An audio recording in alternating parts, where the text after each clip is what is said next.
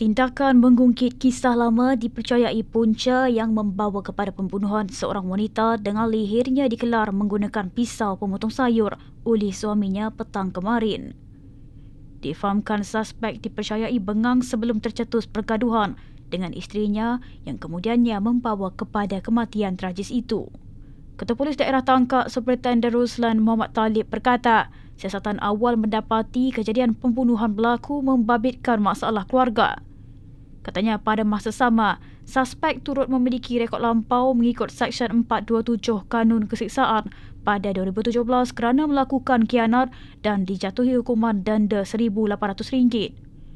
Dalam kejadian antara jam 4.15 hingga jam 4.30 petang kemarin, suspek yang juga penganggur bertindak mengelar leher isterinya hingga maut. Sejurus kejadian itu, suspek memandu kenderaan ke rumah keluarga mentuanya sejauh kira-kira 40 km untuk membakar 4 kenderaan.